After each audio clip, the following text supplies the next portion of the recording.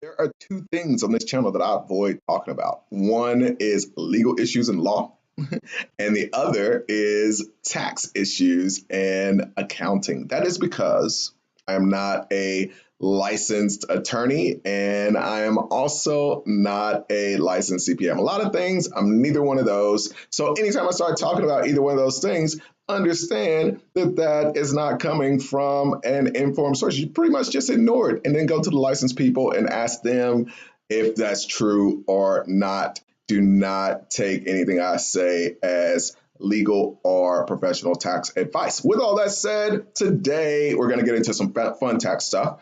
I know most of the time when you think about taxes, you don't think about the fun side of taxes, but I think you're going to like today's video and what we're talking about.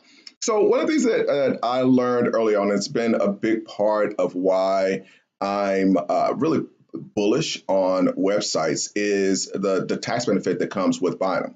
Now, I'm just never a fan of doing things for a tax benefit. It's crazy because, when we break down the numbers on this, on using buying websites as a tax loophole, it's absolutely outrageous. The how it can impact your return. And in addition, we're doing some stuff. We're taking things over to Puerto Rico, and I've been learning more about that. But even without that, you are using the Act 2022, you just have some huge tax advantages to just doing a simple deal. And it's day one. Obviously you're going to pay tax on income the site generates, and if you sell it later, you're going to have that. But before you do anything, you are able to get the tax benefit as soon as you buy a website in year one. So let's talk about how that works. Basically, anytime you buy an asset, you've got depreciation. So you buy a business, you buy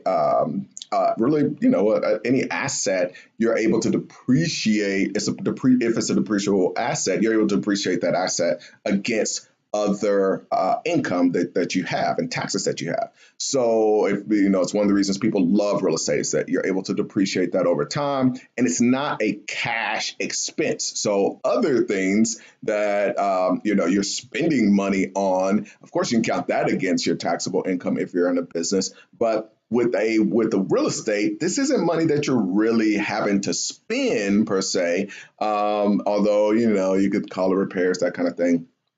But you're able to appreciate this asset over time, and it counts against your income, and you pay less taxes. Now, when it comes to websites, where these are unique is that you can basically depreciate a website, unlike what happens with real estate, where it's over years and years and years and years and years, and it takes a long time to get a little bit each year. You can depreciate a website over the course of 3 years. Now, there are some people that depreciate over a year, which means you're getting all the money back essentially in a year, which is like absolutely crazy.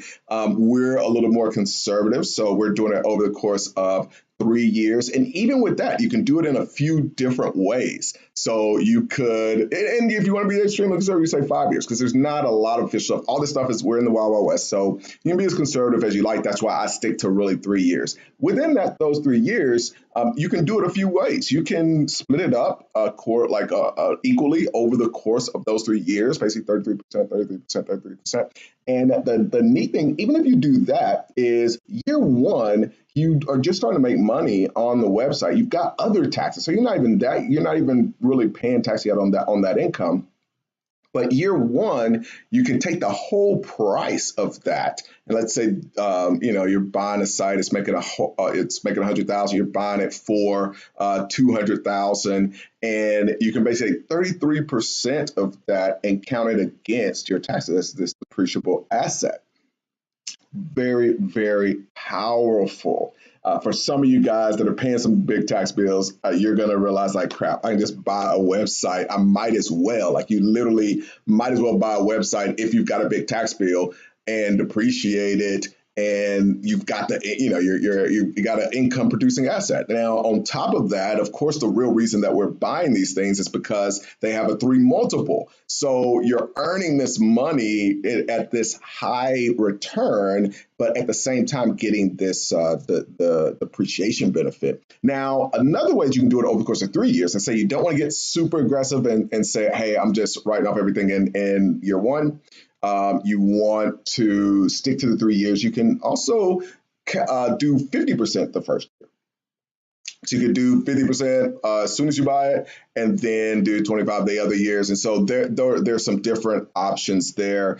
And like I said, you can talk to your accountant, but you start to envision as you're buying these things, it almost becomes, it's the kind of the other hidden part to what I talk about with the snowball strategy. The snowball strategy, you buy one of these things, it's got a 2 to 3 multiple, it's got this outrageous return. You're using that to buy other websites, and you're getting an outrageous return from those. And then that income is used to buy even more websites. Each one you get, you're getting more income that buys more income.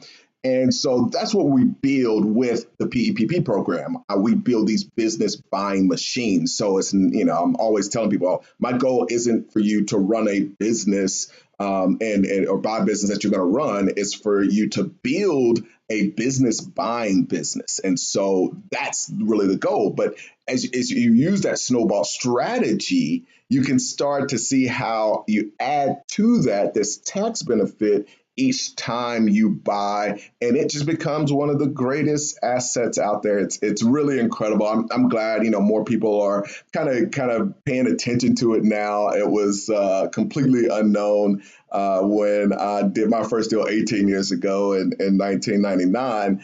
I bought a stock market simulator, but it's cool that it's becoming more of the norm. And this is one of those subjects where it's like, I talked to my accountant about this, and we work through things, but to move into kind of doing these deals, there are all these hidden benefits that come with buying the businesses. And we talk all the time about all the other benefits, having a platform. Even if you're going to start a business, you might as well buy something that's making some money, have some customers already in the niche that you want to go into, and then sell your product to those businesses. You have all these other things that are behind the scenes, and a lot of the focus just gets on the return because it's an outrageous return. But behind the return and some of the things that we talk about that in the PPP program that I share with people, like, okay, here's the tax strategy around doing these deals. Here's the platform strategy. Here's the consulting for equity strategy. Here are all these other things that are the behind the scenes, the flipping strategy,